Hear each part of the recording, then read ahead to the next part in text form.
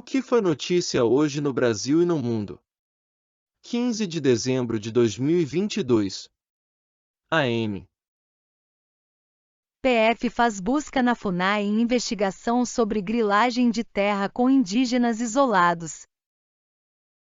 Moraes dá 48 horas para ministro da Justiça e governo do DF informarem ações para conter vandalismo. Alexandre de Moraes determinou nesta quarta-feira, 14, que o ministro da Justiça e Segurança Pública, Anderson Torres, e o governador do Distrito Federal, Ibanez Rocha, MDB, informem em até 48 horas quais foram as medidas adotadas pelas polícias militar e federal para conter os ataques violentos praticados por apoiadores do presidente Jair Bolsonaro, PL, em Brasília. Por ordem de Moraes, PF Fazenda buscas em 7 estados e no DF contra suspeitos de atos antidemocráticos. Ministro também determinou a quebra de sigilo bancário de investigados e o bloqueio de contas de dezenas de empresários. Mulher lança vaquinha após ter carro incendiado em atos de vandalismo em Brasília. Orçamento secreto é regime de exceção ao orçamento da União, diz Rosa Weber. Luciano Heng disse em entrevista que nunca foi bolsonarista. Lula deve escolher 6 ministros para o STJ em 2023, guerra por vagas começou.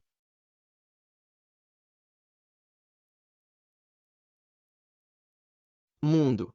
Fusão nuclear pode ser solução para a dependência de energias fósseis, diz pesquisador. Os Estados Unidos anunciaram ter realizado um avanço histórico na fusão nuclear, que permitiu produzir mais energia elétrica que é necessária para alimentar o sistema.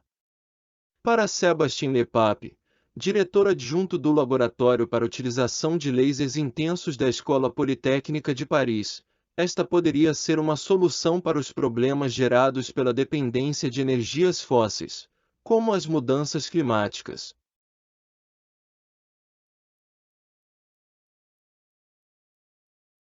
Os ajustes do Twitter de Musk prenunciam o confronto da UE sobre novas regras. Londres, AP, a versão mais irrestrita do Twitter de Elon Musk, autoproclamado guerreiro da liberdade de expressão, pode colidir com novas regras na Europa, onde as autoridades alertam que a empresa de mídia social terá que cumprir algumas das leis mais rígidas do mundo sobre conteúdo tóxico. Twitter suspende conta de jovem que rastreava jatinho do bilionário Elon Musk. Elon Musk vende ações da Tesla por quase 3,6 bilhões de dólares.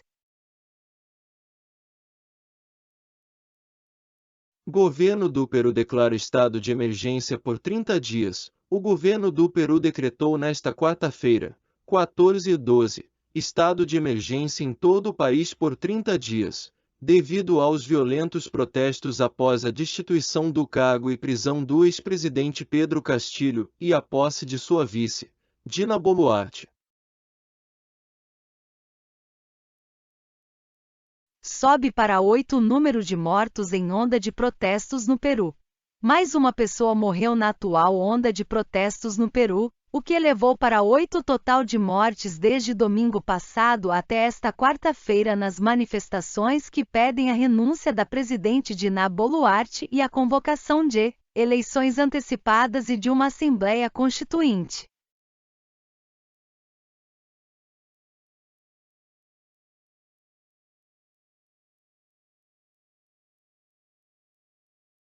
Al señor Castillo, a nuestro presidente peruano, que lo hemos elegido el pueblo peruano, lo tienen preso injustamente, lo tienen secuestrado, a él lo torturaron antes de que lo metieran preso. Esa fiscal, ¿cuánto está ganando del Estado? Perdón, señorita, déjeme hablar. ¿Ya? A esa fiscal, ¿cuánto le están pagando? ¿Cuánto le pagó Keiko para que lo meta preso? Esa señora Keiko no supera su dolor. Jamás voy a avalar a un dictador. ¿Cuánto te pagan para que tú apoyes a la No derecha? no importa cuánto me paguen, ese es un tema mío, no suyo. Yo tengo una carrera en muchos. As 4 demandas exigidas pelos manifestantes no Peru para acabar com os protestos: 1. Liberação e retorno de Castilho à presidência. 2. Partida de Dina Boluarte. 3. Dissolver o Congresso. 4. Convocar uma Assembleia Constituinte. As reivindicações chamam para restaurar a ordem democrática com Pedro Castilho como presidente. Enquanto isso, a situação de governança piora no país. Erdogan propõe a Putin reunião com al-Assad para iniciar processo de paz. O presidente da Turquia, Recep Erdogan, revelou hoje ter proposto ao homólogo russo, Vladimir Putin, a realização de um encontro trilateral com o chefe de Estado sírio, Bashar al-Assad, para iniciar negociações de paz sobre a Síria.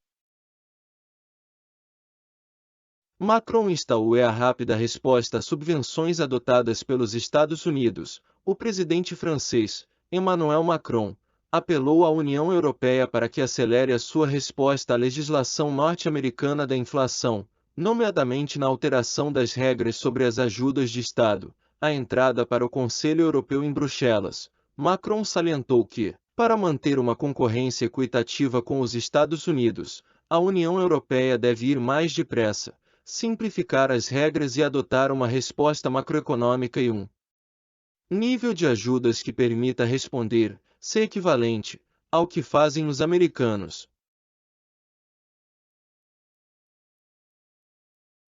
Uma semana de flexibilização da China, incertezas sobre a direção do vírus. Pequim, AP. Uma semana depois que a China facilitou drasticamente algumas das medidas mais rígidas de contenção do Covid-19 do mundo, a incerteza permaneceu quinta-feira sobre a direção da pandemia no país mais populoso do mundo.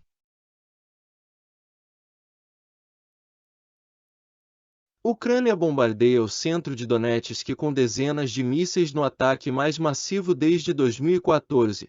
As tropas de Kiev teriam disparado 40 projéteis, danificando instalações civis, incluindo edifícios residenciais, uma catedral e um jardim de infância. A Coreia do Norte fortaleceu significativamente sua capacidade de atacar os Estados Unidos, de acordo com um relatório. Uma preocupação particular para Washington é o número crescente de testes de mísseis de vários alcances, juntamente com o desenvolvimento e refinamento de outras armas norte-coreanas. O grupo de peritos do US Congressional Research Service, CRS, enviou um relatório às autoridades legislativas avaliando a capacidade militar do país no contexto dos seus atritos com a Coreia do Norte, concluindo que Pyongyang aumentou significativamente o seu arsenal de mísseis ao longo do ano, em um esforço para melhorar sua capacidade de atacar os Estados Unidos.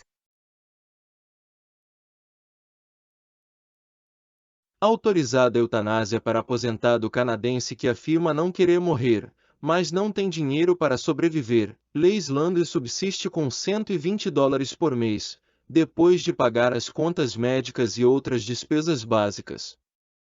Por enquanto, ele aguarda a decisão de um segundo médico que avaliou sua elegibilidade para a morte assistida. Ao menos 4 pessoas morreram e 43 foram resgatadas em uma operação nesta quarta-feira, 14, no Canal da Mancha, entre França e Reino Unido, após o naufrágio de uma embarcação que transportava migrantes sem documentos. Alertada durante a madrugada sobre um incidente com uma pequena embarcação na costa de Kent, sudeste da Inglaterra, a Guarda Costeira Britânica iniciou uma operação de busca e resgate.